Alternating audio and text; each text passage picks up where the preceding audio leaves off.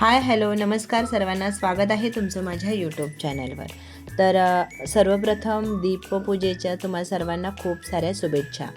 आज दीपपूजा आहे, तर नैवेद्य म्हणून आपण दिवे दाखवतो, ते कसे करायचे ते आपण बघणार आहोत। तर हे बघा, हा गूळ घेतलेला आहे। जितका गूळ घ्यायचा आहे तितकंच पाणी घ्यायचं आहे।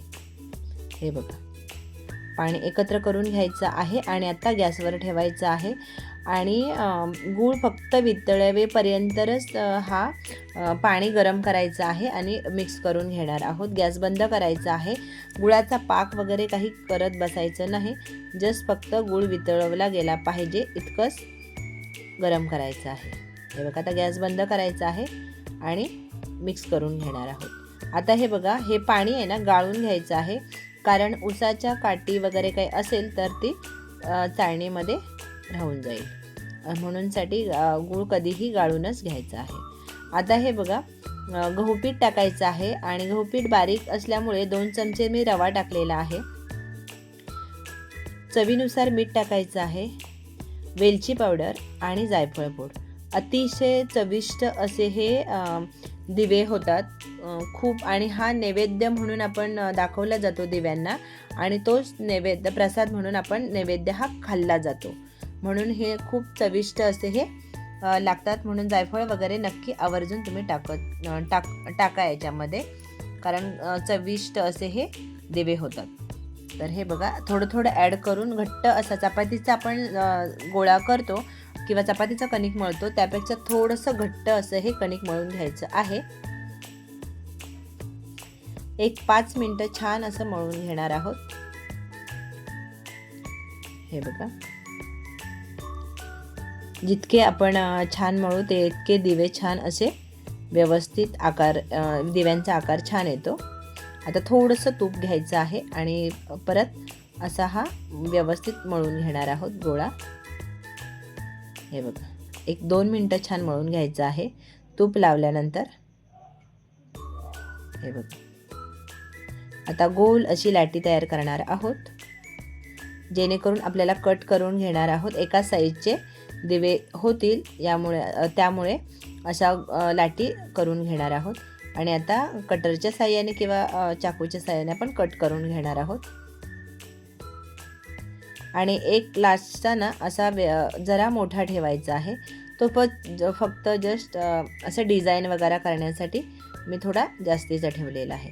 त्यामधला आता एक गोळा घ्यायचा आहे आणि अशा पद्धतीने हे बघा, व्हिडिओत दाखवल्याप्रमाणे असा अंगठा असा मधोमध घ्यायचा आहे आणि साईडूनही अशी प्रेस करत जायचं आहे। अतिशय साध्या सोप्या पद्धतीने मी हे केलेले आहेत दिवे। तुम्हाला जर वेगळं काही डिझाईन करायचे असेल तर तुम्ही करू शकता।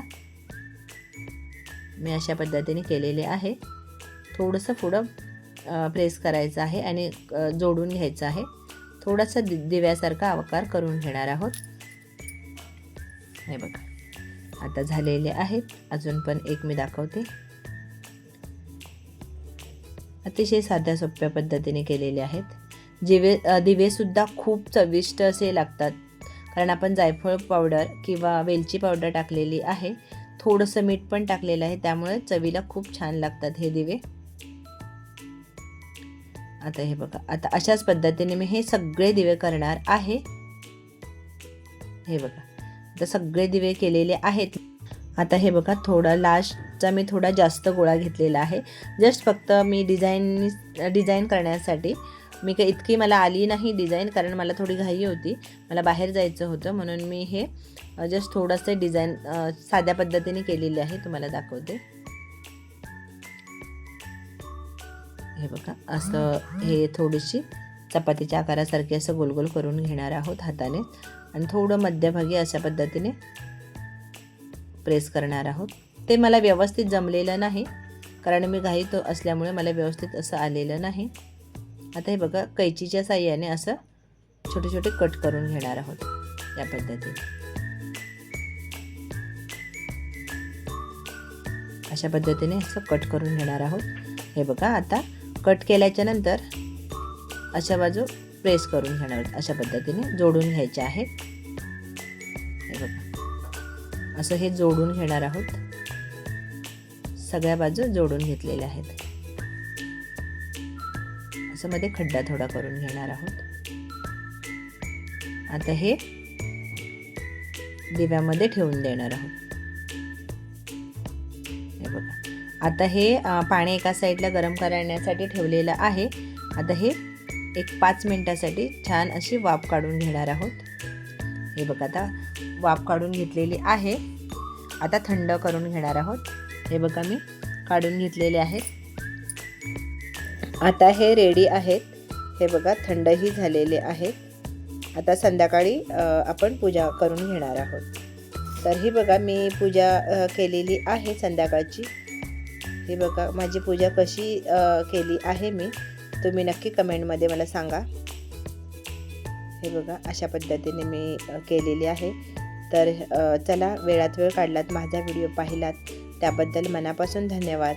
उद्या भेटू आपण एखाद्या नवीन रेसिपीसोबत, नवीन व्हिडिओसोबत. तोवर बाय.